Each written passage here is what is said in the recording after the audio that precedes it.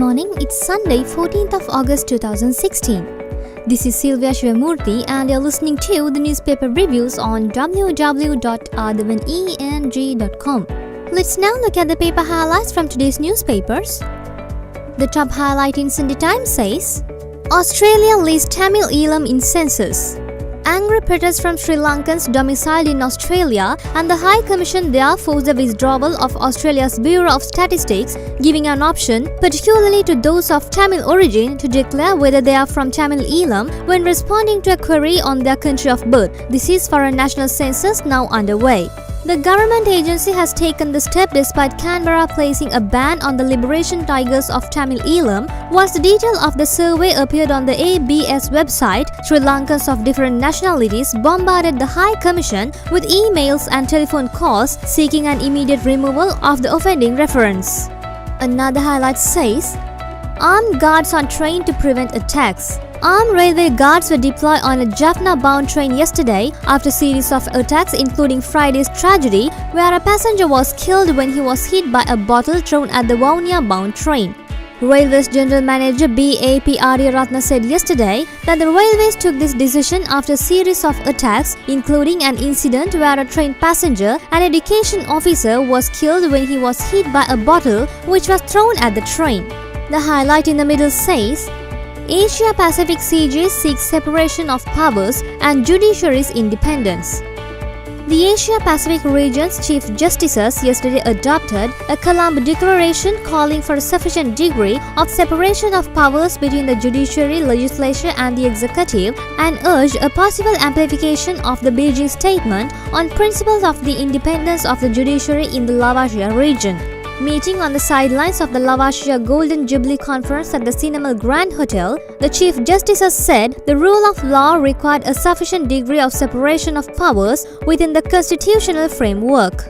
And the highlight at the bottom says, Indian trawlers won't be released, but talks to resume. Sri Lanka has rejected a fresh request from India to release 129 Indian fishing trawlers seized by the Navy for poaching, but has agreed to resume fresh talks between the fishermen associations of the two countries. Let's now move to the paper highlights in Sunday Observer. The main highlight says, Ratna Lanka, 1.4 billion fund sans minister's approval. Ratna Arakshaka Lanka Limited failed to obtain approval of the Ministry of Finance for investments amounting to 1,400 million rupees, so said the COPE chairman Sunil Handunethi. From 2003, approval of the authorities has not been sought for the budget of the institution. The approval of the Department of Public Enterprises too has not been obtained from the organizational structure and the cadre and procedures for requirement and promotions. Another highlight says, Prime Ministers visit Guangzhou City.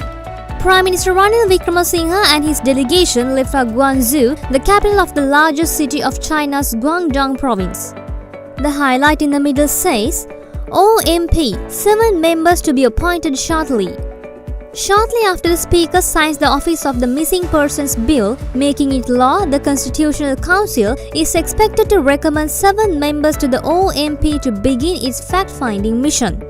Justice Minister Vijayadasa Rajapaksa told the Sunday Observer the government was doing the groundwork to set up the OMP within the coming weeks. And the highlight at the bottom says, Public security should match HR obligations. A state of emergency should be declared only when the life of the nation is threatened. The Human Rights Commission of the Sri Lanka outlines in its recommendations to the Subcommittee on Law and Order appointed by the Constitutional Assembly. The Human Rights Commission of Sri Lanka insists that the country's public security regime should be in line with Sri Lanka's human rights obligations. And now let's move to the paper highlights in Ceylon today. The top highlight says, Ban Ki-moon to visit Sri Lanka. Another highlight says, COPE opens scan of worms. The latest Committee on Public Enterprises report cites massive misappropriations of public funds and assets on an aggregate 19 public enterprises between the period 2013 and 2016. Another highlight says, OMP to state all grievances, but what's next? The highlight in the middle says, Crucial times ahead as UN chief plans hush-hush visit to Sri Lanka. And the highlight at the bottom says, cousin's will to succeed wins the day. That's all for today's newspaper highlights, and we'll get back to you with more news tomorrow. Thank you.